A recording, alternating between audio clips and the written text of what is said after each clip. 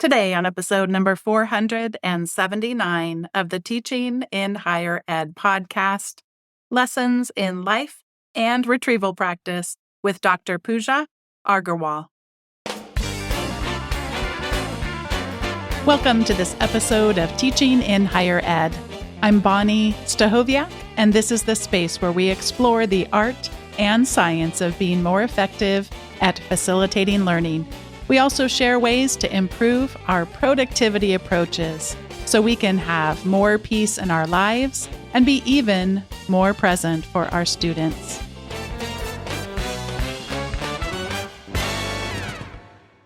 I am so glad today to be welcoming back to the show Dr. Pooja K. Agarwal.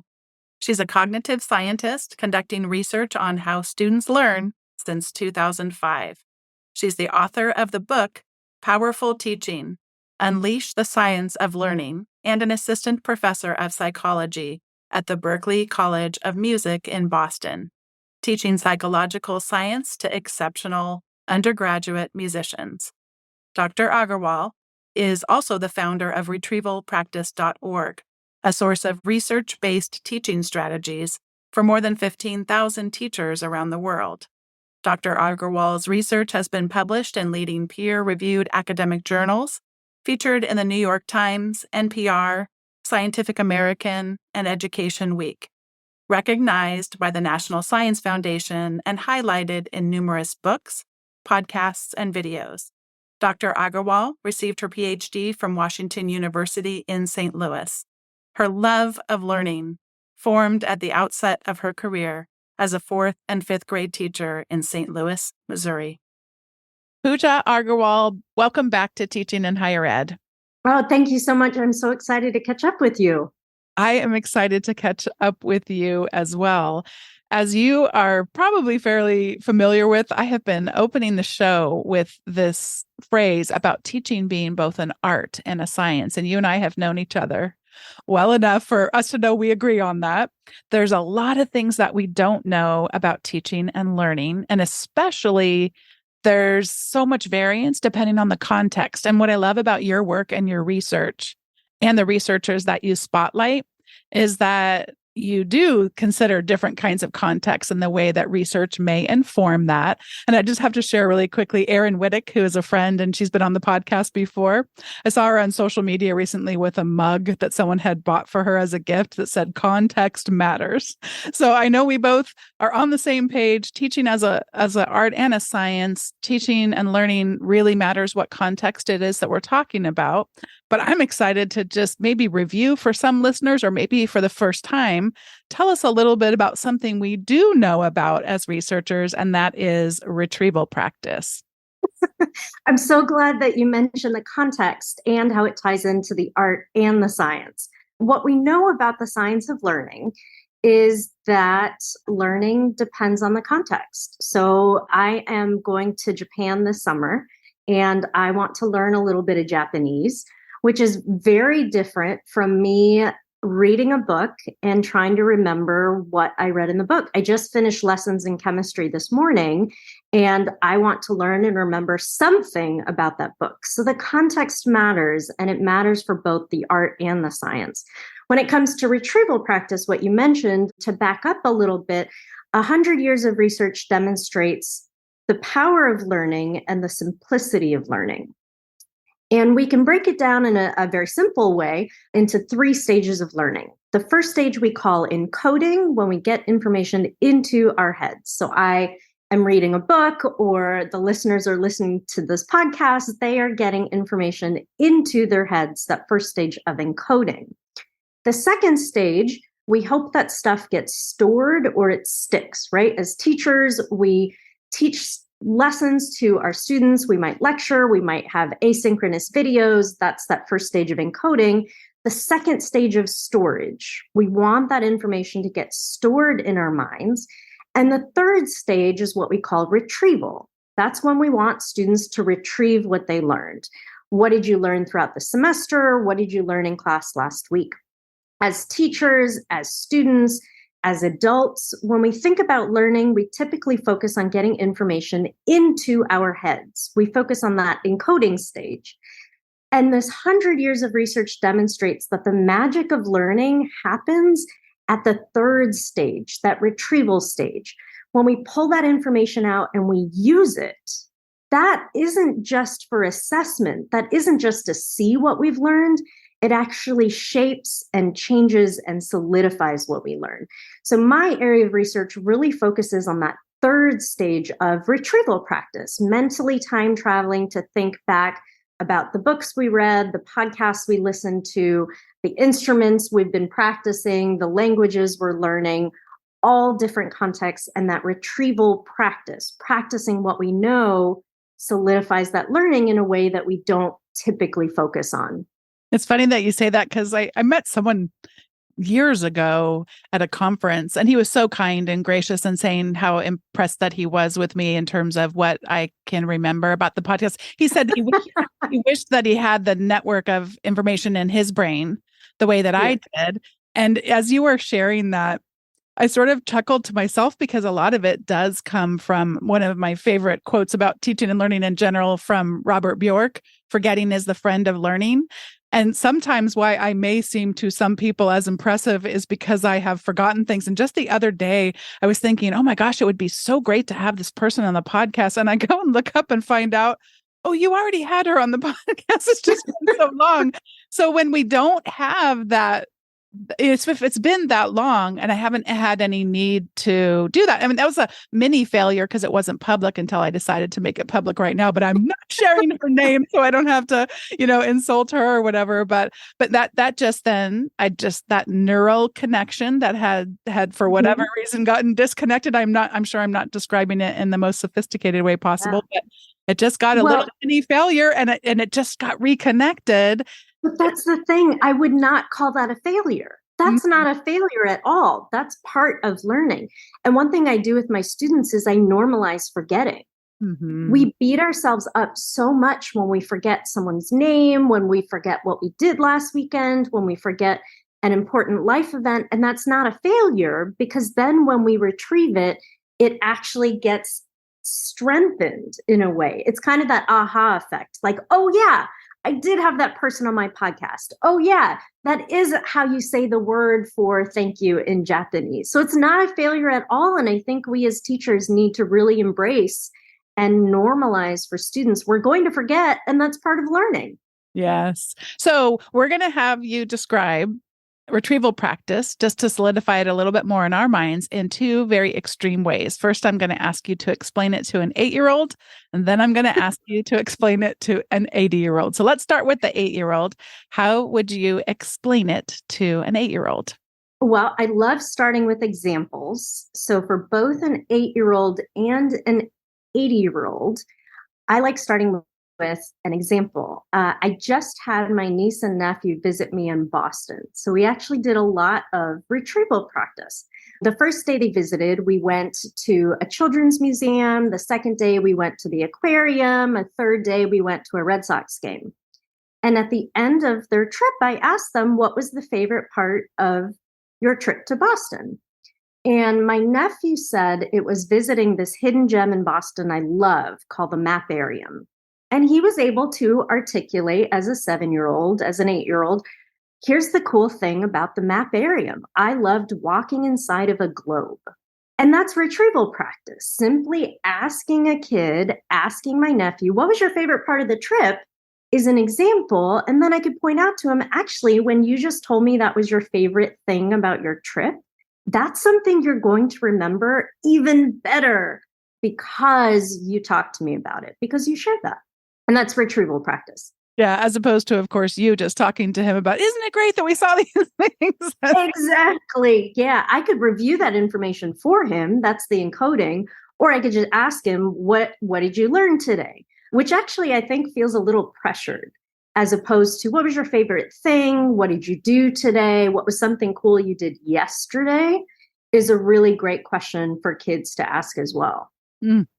All right. So what about the 80-year-old? Are there any other things that you might bring up for them that might be unique to their context? I realize, of course, 80-year-olds are very different from each other, but any sorts of additional ways that you might consider explaining it to them? For 80-year-olds, we often think about memory failures of sorts, forgetting, tripping over our words. One thing we do as we age is we reminisce, we think about life events, what we call autobiographical memory, like writing your own autobiography. It's remembering your own life events. So if I were to ask an 80-year-old, what's something you remember when you were in your 30s? What's a really cool birthday that you had? And for an 80-year-old to share that, I love stories. I love stories like that from people who have had such a rich life history that asking them, what was a cool birthday you had that stands out to you? And then having that conversation is an example of retrieval practice to solidify that memory for an 80-year-old. So we do a lot of that oral history with older adults that I think is just so important because we just love thinking and remembering about those life events. And that's retrieval practice in an 80-year-old's sort of worldview and context.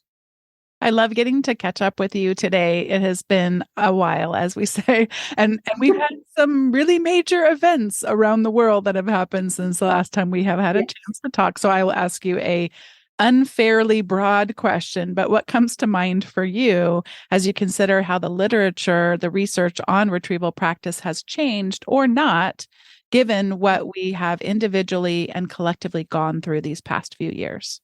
Wow.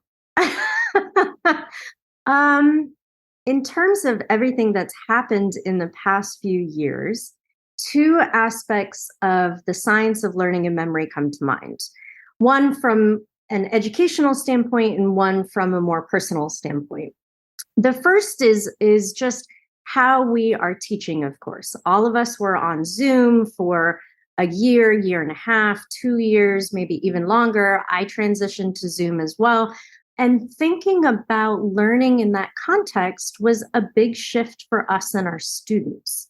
It felt, I think, at the beginning, especially, that we had to do a lot more lecturing on Zoom and then eventually realized, oh, that is not working. That's actually focusing on that first stage of encoding. How can we use online tools to get to that third stage of retrieval? So I, for example, in the past few years, have transitioned all of my retrieval activities to Google Forms, or at least my asynchronous retrieval activities. I used to do in-class mini quizzes that I now do on Google Forms, which has worked out great. And I think for a lot of us as educators, we've found tech tools that really help support learning that we are now continuing to incorporate even as we are in person now. So one tech tool I absolutely love, I've used for years and years, is called Flip, that I think we have talked about on Teaching in Higher Ed as well. And so in the past few years, we've thought about teaching and learning, and we've shifted that to an online space. And I love seeing how we've shifted that, but continued using those strategies in an in-person context. In terms of the past few years on sort of a personal realm of learning, one thing I've really enjoyed talking with my students about is what we call collective memory. There's research me and my colleagues have published on collective memory, which is how social groups remember big events. A simple example is how people from the United States remember September 11th compared to how people outside of the United States might remember September 11th. Or how older adults remember the events of World War II, different from how younger adults have learned about World War II. And we are all forming collective memories of the pandemic.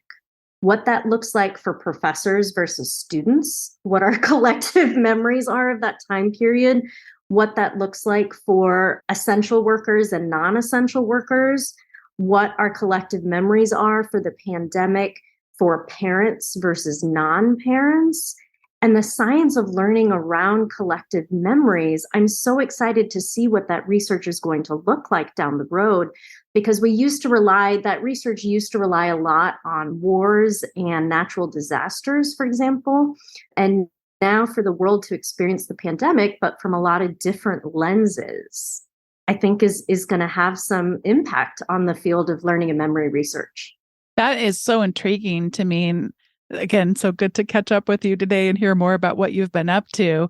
I'm intrigued because I feel like some of the conversations you're having and the research you're doing might weave into or at least touch over an area of research about stated preferences versus actual use of things. I've been really intrigued by some of the research that Robert Talbert has done. And I'll have to go back and find his article, but even just something as simple as how did people anticipate that they would use the videos and other assets associated with a class, and then how they actually use them. And I always want to be careful whenever I talk about this with colleagues, because I want to point out that that is real. That our stated preferences can so often so different. I mean, I get really intrigued by things. In fact, I had a friend, Rob Park, come on the show, and he talked about this class that he teaches at USC about how to build smart gadgets, smart devices, and things like that. And so I ended up buying the kit that the students buy, and I had all the thing. And then I get in there and I'm like, yeah, this seemed like a good idea. And I love his work and I'm so intrigued, but I just think that you had a little bit too high of expectations for how much time something like this would take. I mean, really to go back and take a college level class. I mean, I didn't, my stated preferences were different. I actually had the capacity to do. So I don't know if that strikes anything for you in terms of thinking through this research about our memories. Because when we talk about our memories, that from what my novice understanding can actually change how we remember things as individuals, let alone how that might affect a group. Right. And our expectations and preferences, our motivations shape so much of our decisions and our learning. To go back to your point about how context matters. In the context of a classroom, I have expectations for what I want to teach and how I want my students to remember it. And my students have expectations and motivations. You know, they're really going to study in a more effective way based on the science of learning. And then that might not happen. We default to our old habits. To me, maybe kind of like a science kit, it's having the expectation that I'm going to exercise 5 days a week. And then it turns out that's never going to happen, right? So when it comes to using the science of learning, one of the biggest tips I like to share is to just be practical and realistic. When it comes to incorporating the science of learning, I have lots of strategies on my website, retrievalpractice.org, and in my book, Powerful Teaching. And all of the strategies I share are small, simple lifts. And I love, of course, James Lang's books with small teaching. That's precisely the point. These are small strategies you can use without this expectation of, I'm going to get this science kit and I'm going to take this college class and I'm going to build it and I'm going to rock it. It's more like, just ask your students what they remember from class yesterday instead of telling them what you covered in class yesterday. Yeah. And what I appreciate about that example you just gave us, we can sometimes do this synchronously. You also talked about doing similar things asynchronously. I think I used to perhaps be more idealistic about, oh, yes, we're going to just set these systems up and then people will just do them because they're good for us. Like for me, eating vegetables, that's good for you. And so if I just had a fridge full of vegetables, then I'm just magically somehow going to do it. And so that's where we bring in your advice to us. And I am thinking also of Michelle Miller has given this advice in her work as well. A little bit of points.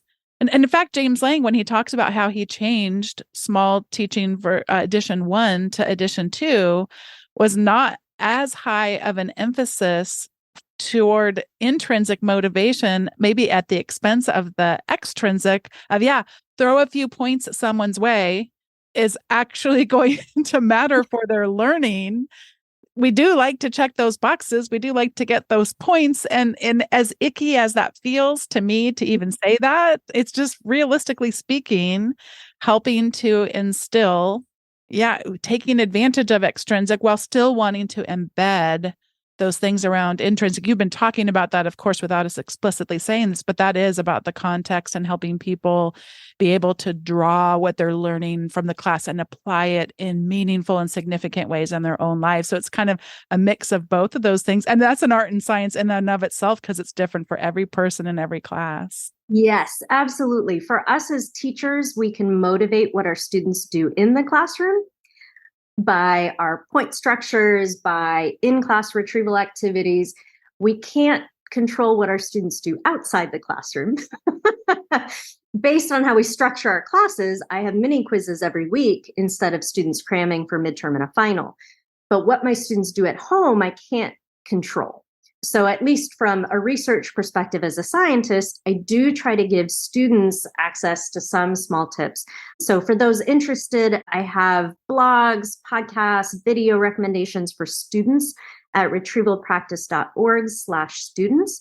My colleagues, the learning scientists, are publishing a new book called Ace That Test, specifically for college students on the science of learning. Again, I've got more books on my website, but I'm very excited about the learning scientist's new book, Ace That Test, as small, simple strategies students can use, even knowing that we may be idealistic about our teaching and learning sometimes.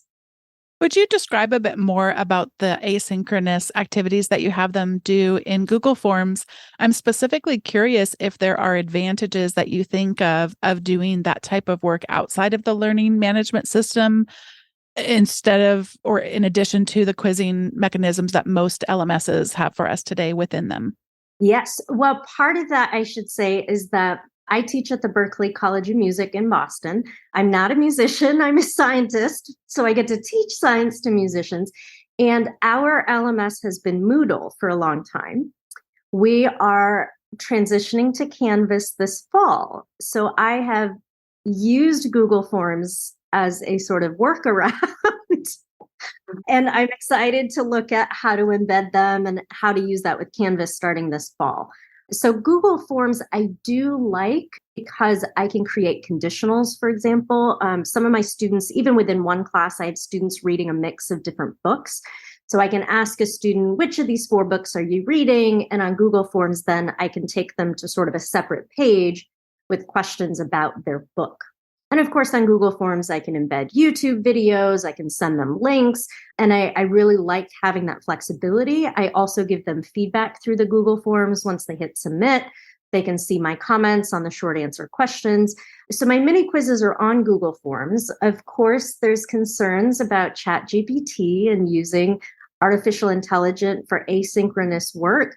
One way I try to get around that I've really revised my Google Form mini quizzes, is to ask, give me an example of XYZ specifically related to your ear training class, or give me an example of this concept we talked about related to your use of Pro Tools software when you are songwriting.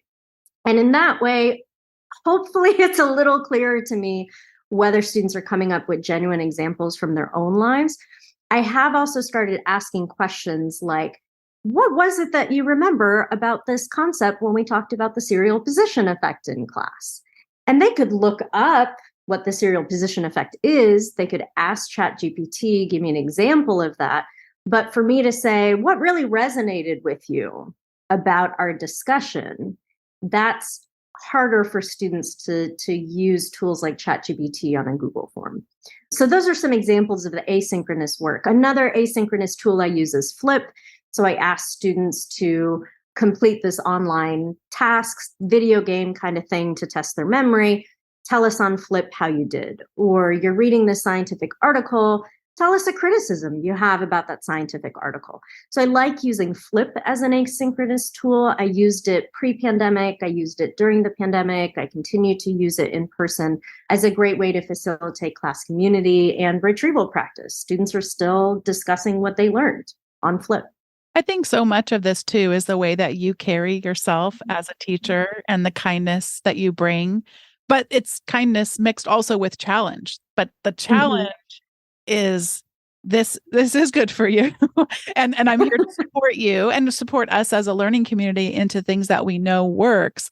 And so I'm imagining in your Google Forms, were I to be a student and you say, what do I remember about it? Were I to say, gosh, I can't really recall anything, that maybe you're not going to be super punitive and be like, how dare you? And just, I asked you a question, what do you remember? And if I happen to have had a bad day that day and I don't remember anything, not as the very sophisticated expression goes, not jacking me around with, with getting so just like, did you answer the question? Yes. And these are exercises that help build those neural connections for you, and being transparent with that, I think goes such a long way. I was going to mention one thing. I'm so glad that I asked you about the Google Forms, because that's the kind of thing that I was mentioning. Rob Park, who's been on the podcast and talked about his class from USC. The other thing he talked about, you might want to go back to the show notes for that one, Pooja, is he talked about he builds all of his class materials, all his exercises, his lecture notes, everything is outside the learning management system. Yeah. In this case, it's a GitHub repository. And Sure. so, but he does it through some type of a text editor. So how easy is that to not have to go back into it? And then no matter where we're living, whatever learning management system, the learning management is just pointing over to this repository that's easier to update and navigate through. So, I mean, I'm again glad I asked, because I'm like, oh, just another example of when we're using learning management systems for what they are good at. And there are some things that it does work better, and it depends on the class and the learning management system and all these things. But then to have these other things, I don't believe that most of the learning management systems have those kinds of conditionals. And I can tell you, who tries to embed, the embedding is, I love it when it works, but there are some instances where a particular context within the LMS, it just doesn't work as well as if it was an external tool. One thing I did as sort of using the LMS for what it's good for, like attendance and grading. One thing I tried this past spring with, thanks to my partner who had this idea, was I have my syllabus as a Google Doc. I send it out at the beginning of the semester, and like a typical syllabus, I have a calendar of readings and assignments on the Google Doc. And then on the LMS, I would copy and paste, here are the pages, here's a link to my Google form. And I realized, well, I could just put those links on the syllabus. So instead of students having to open up the LMS at all, other than to check their grades and to get feedback, they have to go to my syllabus every week. Even if they scroll down to the bottom to the calendar, at least I know they know how to access the syllabus. And I just link to things in the little grid matrix for their weekly quizzes, for their readings, for any additional assignments. And so I really don't have to go to the LMS other than grading and attendance, because that just works better for me and my students. Now, again, I'm excited about our integration and transition in Canvas, but I would recommend thinking about using a syllabus in Google Docs and then just putting all the links there.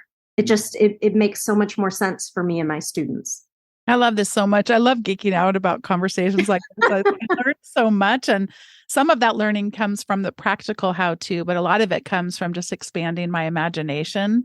And I recently co-authored a chapter, and I've been doing some other collaboration with Mahat Bali. And she taught me, it's one of those things where I didn't think to look for this, but that I just discovered that through her, that in Google Docs, you can do what are called anchor links.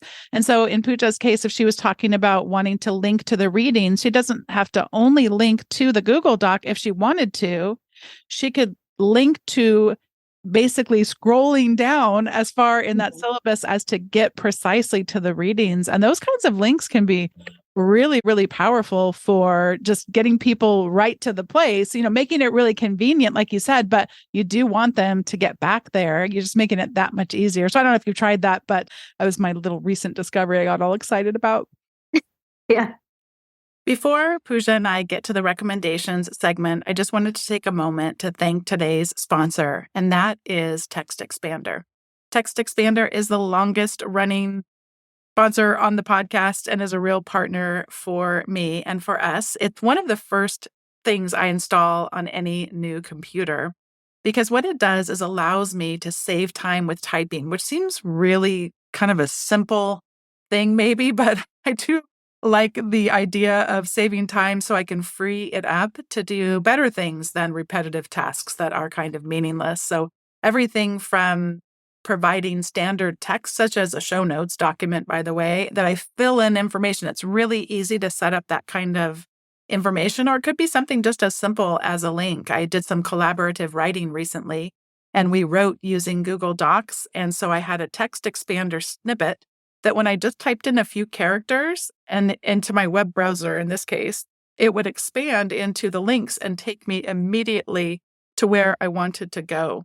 And we just recently started experimenting with text expander for teams at my university in our division. And that's been really powerful just to get a lot of our standardized language for things. And it makes it really easy to continuously improve them as we find better ways of communicating information. We're responsible, for example, for when new faculty come on board, getting them some of the essential information that they need to help them be successful and thrive at our university.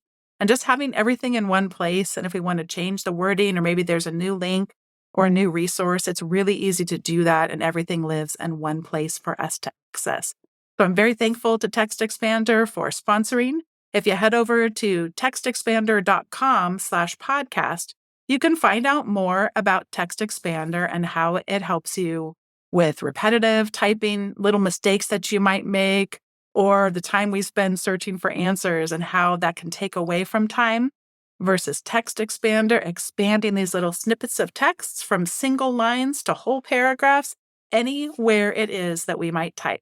Head over to textexpander.com/podcast to find out more, and also a special discount for teaching in higher ed listeners.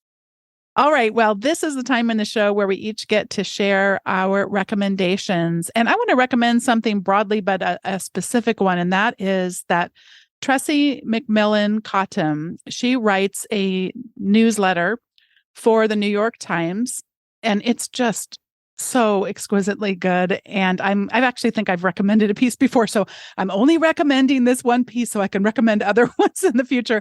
I'm going to read just a few snippets from it and encourage people to take a look. It is behind a paywall, but it's good enough that I just want to share bits of it here. And so the title of this newsletter is "When Life Threatens to Become Smaller, This is What I Do." And she talks about she gave a commencement speech at the University of Michigan School of Education, and she stood on stage with my own job to do to tell students they will have many forms of employment in their lifetimes. Some will be good, some of them will be bad. But in this life, it's important to be clear that there is a difference between your job and your life's work. The sooner you figure that off, the better off you will be. And she talks about writing a job description for herself once a year and how meaningful that exercise is to her. And that she has started to, in her life, realize, and I'm quoting here again, our world is optimized for, well, optimization. The Apple Watch gives me a real world feedback on how to improve my gait so that I maximize the efficiency of my steps and theoretically become an ideal daily walker, I suppose. And I'm moving down a bit and continuing to quote her. It's hard to escape the voice of efficiency and winning to an extreme. I'm not only afraid of taking risks, I'm afraid of valuing things that do not clearly communicate that I intend to win. We can't just take a walk, we have to hike. We don't just play a game of horse, we join a league. We don't merely knit, we set up an Etsy shop.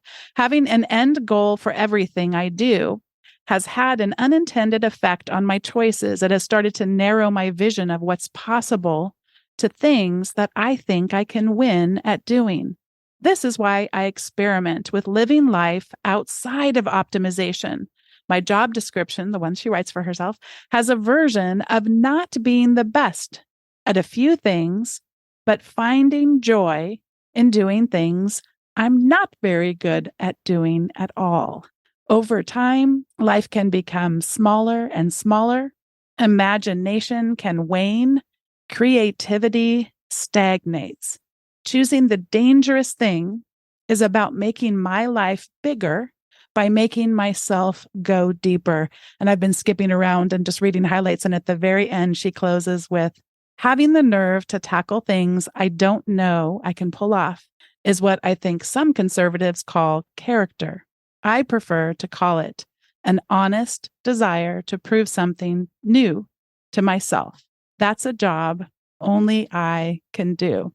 And I'm getting a little bit of those goosebump chills, Pooja. I think about how many things that she mentions in this article. You and I just talked about the importance of failure and taking those risks. And something that I don't think we talked about as much that I found really valuable just for myself is I do tend to, I wrote a book on productivity. It's like, this really resonated with me, doing things for the enjoyment of it, even doing things that we're not good at, and the enjoyment we can get out of being better teachers by experiencing what it is like to do things that we are not good at. Because a lot of times people, not myself, by the way, but most people I meet in academia were really, really good students.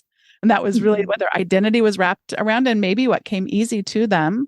And, we're going to be teaching a lot of people, most of us, for whom these things don't come easy, and to have that experience and relatability and empathy and an ability to emulate what we're asking them to do, I just think is a beautiful thing. So that's my recommendation for today. And I'm going to pass it over to you for whatever you would like to recommend.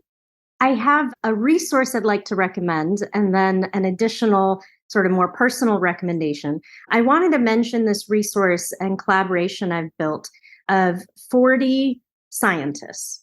And for those listening who are interested in learning more about the science of learning, I have a list of 40 scientists who are women, scientists of color, and LGBTQ scientists. That's really important to me as part of a diversity effort. And I hope you all will check it out. If you go to retrievalpractice.org/scientists, you can read more about all of the research efforts, the teaching tips that these scientists have been publishing and working on. Most of them are in higher education. We're all professors for the most part as well.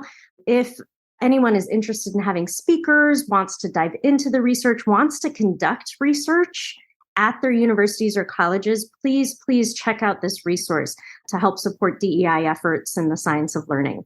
So that was one recommendation. I wanted to also share a recommendation for a nonprofit I'm in love with called Vintage Pet Rescue. I just adopted a dog about a month ago, and she's right here, fast asleep at my feet. Her name is Fiona. And Vintage Pet Rescue, like vintage records, vintage jukeboxes, they specialize in senior dogs. They're kind of like a doggy retirement home where they get senior dogs, they get them all up to date with their vet and blood work, and then they adopt them out. And it's so rewarding to adopt a senior dog. I wouldn't necessarily recommend it as sort of a first-time dog pet parent, but to really consider adopting an older dog just means the world to, I think, the dog, to having a safe, secure place to live. And they're not necessarily strays. A lot of senior dogs, their owners have passed away, or their owners can no longer afford to keep them. The owners themselves are in nursing homes or retirement homes. And it's just such a wonderful emotional bonding experience. And from my teacher perspective, it makes sure that I don't course prep for too long. I have to take my dog for a walk. It makes sure that I'm not too meticulous with all of the things that need to be done, because I have this new thing in my life that I get to take care of. So even if you're not located in New England, I hope you'll check out Vintage Pet Rescue on social media, Facebook, Instagram. Consider donating, but they have like the best videos of the cutest dogs and just adorable photos. And so that's a personal recommendation that I'd love for people to know more about. We exchanged messages, and you talked about before you got the dog that it was coming into your life, but I didn't know the backstory until now. And I'm so glad. I'm grateful for the recommendation segment, just so we can have this, sometimes tangents in our conversations, but this is so deeply rooted to your life and to your work, and sounds like it is enriching your life so much. What a wonderful joy Fiona brings to you and your family. That's wonderful. Well, Pooja, I'm so glad to be connected with you again. And still, I should say, but just to get to hear what you have been up to, and a joy to get to see you today and spend some time talking. Likewise. Thank you so much for sharing, Bonnie. I really appreciated your recommendation and the quotes you shared from that too. They're going to stick with me, and I'll learn them and retrieve them as well. Wonderful. Thanks so much. Thanks once again to Dr. Pooja Agarwal for joining me on today's episode of Teaching in Higher Ed. Today's episode was produced by me, Bonnie Stahoviak. It was edited by the ever-talented Andrew Kroger. Podcast production support was provided by the amazing Sierra Smith. If you have yet to sign up for the weekly updates from Teaching in Higher Ed, I encourage you to head over to teachinginhighered.com/subscribe. You'll receive the show notes and the links from the most recent episode, as well as other things that don't show up in the regular show notes, such as quotable words, related episodes, other resources and recommendations. Thanks again for listening to today's episode, and I'll see you next time.